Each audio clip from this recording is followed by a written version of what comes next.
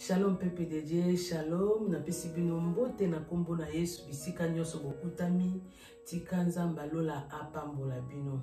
Na mokili oyo toza ba passager. Toza ba lekinzela. Toya mission na mokili oyo. Un jour biso nyonso tokoleka, un jour mobala libala koya akoya kozwa biso. Mais mokolo mobala libala koya oyo abengami Jésus Christ de Nazareth, toyebi mokolo te, toyebi ngonga te, toyebi te. Alobaki akoya lokola moyibi. Lokola alobaki akoya lokola moyibi. Biso pe ifo tozala ba vierge o toza sage. Toyebi ke toza ba passager mukolo Yesu akoya toyebi te.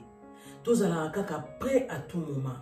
Tozala kaka komi bongisa à tout moment parce que mukolo akoya toyebi te.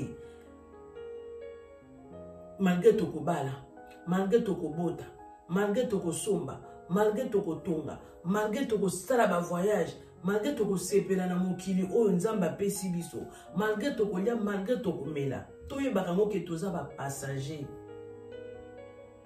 Toza na biso ba lekinzela, toyaki na biso voyage na mokili oyo ase. Toza la ka prête à tout moment. Kozala tango nyonso tu na se ya makolo na Nzambe. Kozala tango nyonso na vie de prière. Kotambola tango nyonso na vie ya sanctification. En fait que mafuta na biso ezanga kate na kati ya minda na biso. Tango nyonso tu tozala ka makasi spirituellement. Il faut esprit na biso zala ka force spirituellement. Tozanga ka vie de prière te. Tozala ka tango nyonso tu na se ya makolo na Nzambe. Pona kolonga lisumu bandeko na ngai eza kaka Fozaka makasi na losambo, makasi na méditer parole de Dieu. C'est alors que ogoyeba na kolonga lisumu.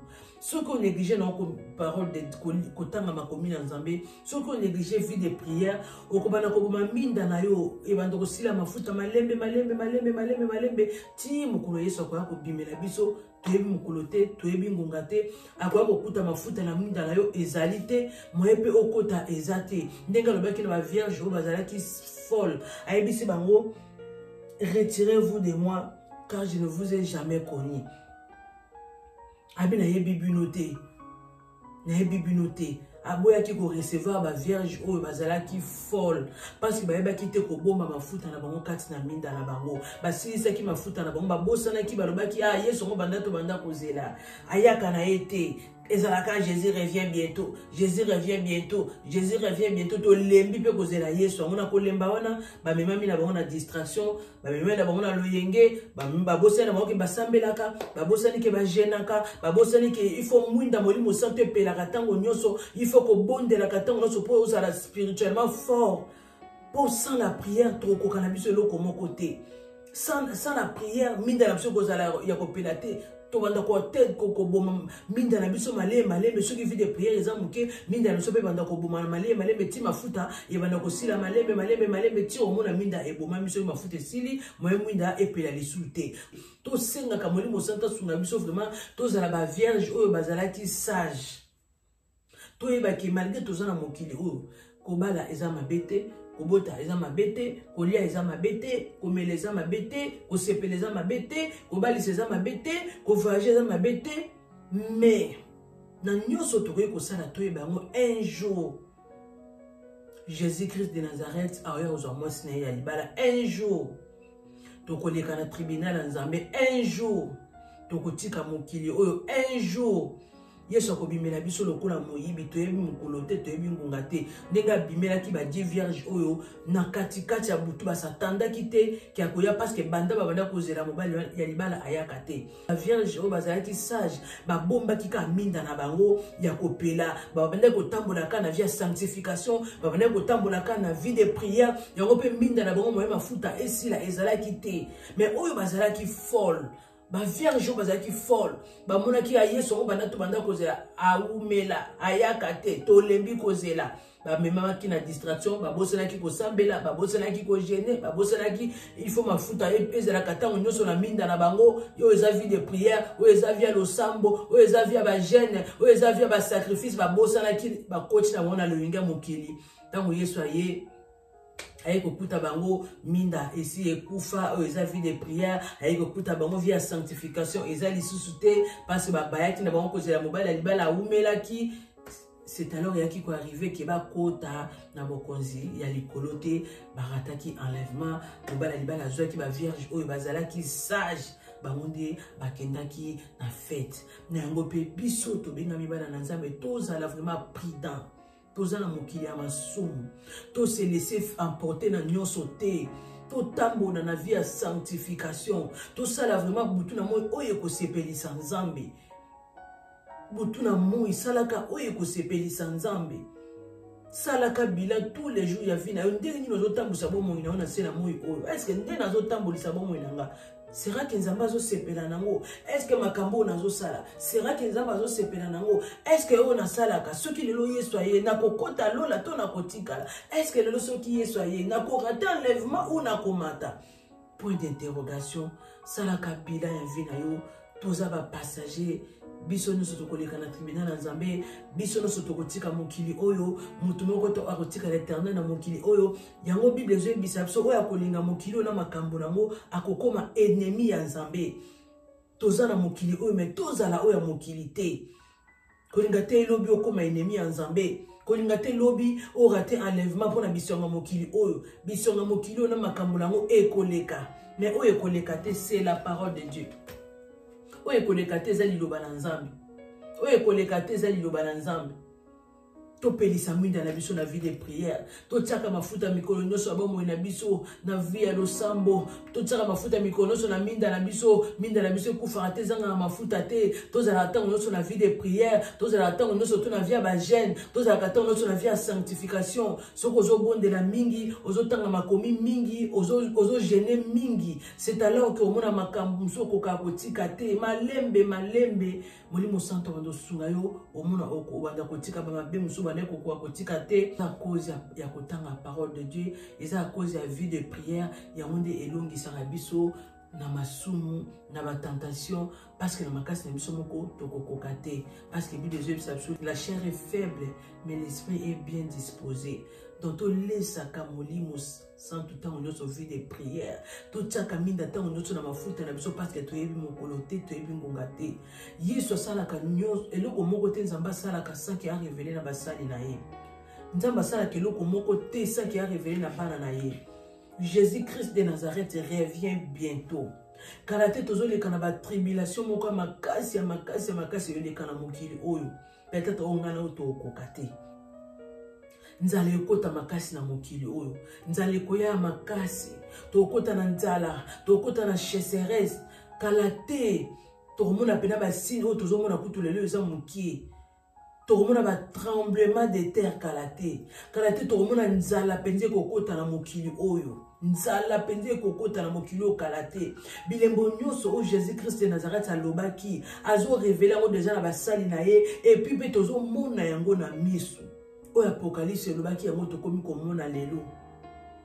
Ba vie auto zalaka nango 20 ans, 25 ans passé. So otalina auto zo vivre lelo. Ezo la déjà ba signe attend de la fin. Makambe comme ça les mamikolo yo, ezo la que Jésus-Christ de Nazareth a déjà na porte. Nango to battre la robe na biso ezalaka toujours blanc. To battre la robe na biso butu na moi ezalaka na tache te. To battre la robe na biso mukolo Yesu akozonga to yebite.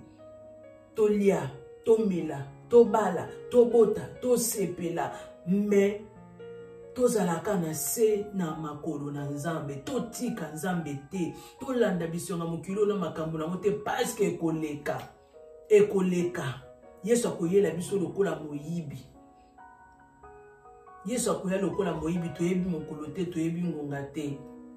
Nango tobondelaka mingi nzamba sunga biso parce que ba tribulation ezoya ba nzala ezoya ba pasi ezoya ba guerre ezoya ba tremblement de terre ezoya nzamba zo révéler na basali na ye tokokango te tobondela mingi nzamba sunga biso parce que Jésus-Christ de Nazareth aza déjà na nzela kalate Yesu azozonga. Jésus-Christ de Nazareth revient bientôt. Yo ozalaka na ba problème na batundeko na bongisa. Yo otambolaka na via loenge na via koyiba ya kotonga ya koboma ya milangwa ya kindumba bongisa robe na yo. Sokola robe na yo ndeko na ngai. Sokola robe na yo. Longola batache nyonso za na robe na yo ya pembe. Longola batache eza via masumu via koyina ya bandako banganga ya kosima bakisi pona bisonga mokili oyo. Roi Salomon kutazalaki nango ba million na suka nango koloba tout est vanité de vanité.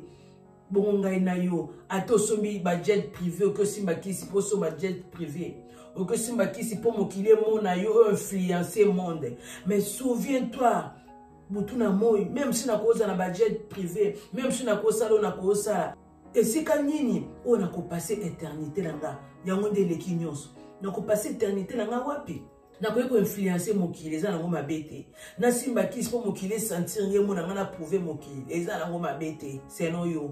Mais où okolekisa éternité na yo okolekisa éternité na yo wapi yango Yesu atieli biso banzela mibale alobi natie liboso na bino bomoi natie liboso na bino kufa. C'est à vous de faire les choix. Mais pour nanga nzambe na conseiller bino bo pour nzela ya bomoi. Mais bato balingi nzela bomoi te.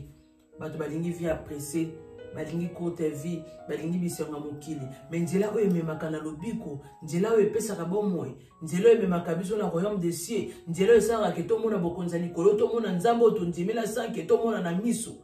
Tolingi na biso nzela wana te. Tolingi ka bisenga mokili oyo. Tolingi to influencer mokili, to sepelisa mokili, to zobosana ke nyonso ekoleka. Mutu na mutu akorendre compte liboso nzambe ndeni na tambusaki bomoi na se na moi. Bato oli ozolinga o influencer lelo. Tango kosamba na tribunal na nzambe ozala yo moko. Bato influencer ki bato babetela ko maboko na se na moi oyo. Bato olinga ko prouver ba sentir ki yo tambola na ba jet privé, yo za danger. Bato wana ba ozala te ozala ka yo moko na mokeli na yo. Okosambisa mandeni otambolisa bomoi na se na moi oyo. Na yango na bandeko nanga to sambelaka mingi to méditer parole de Dieu to menacer makolo nzambe molimo santa sunga biso to sokola robe na biso ya pembe tous les jours to sokola robe na biso ya pembe eloko ebi kesa les sumu eloko so na se na osepelisa nzambe te eloko bondelaka mingi nzamba sunga yo na lisunga molimo santo. C'est alors que okoyeba na kolonga mabe mosusu nzambe pe mokola koya toyebi te mokolo te toyebi ngonga te okomona pe kokuta robe na yo peto parce que yo bande kosala nyonso kaka mpona osepelisa nzambe. C'est alors que okozala enlevé, c'est alors que okoki osepela na mobala libala kuna na feti ozala na feti kuna na likolo na yango vraiment yango message nga na yaki koyebisa biso bana nzambe tozala prête à tout moment parce que Jésus-Christ de Nazareth revient bientôt. Tobima na distraction, tobima na loyenge, totika biso na mokilo na makambo na yango parce que Yesu Masia Nazareth azoya kalate to sokolaka robe na biso ya pembe mikolo nyonso to longolaka ba tâche ou ezavia masumu. C'est alors que tokomona bokonzi na likolo. Yango ndeza message yo ngana yaki to partager na biso bandeko na ngai. Ceux qui Jésus-Christ de Nazareth azongi te, ceux qui apesi sous souffle de vie. Wana tokutana la prochaine vidéo mususu. Que Dieu vous bénisse. Bye.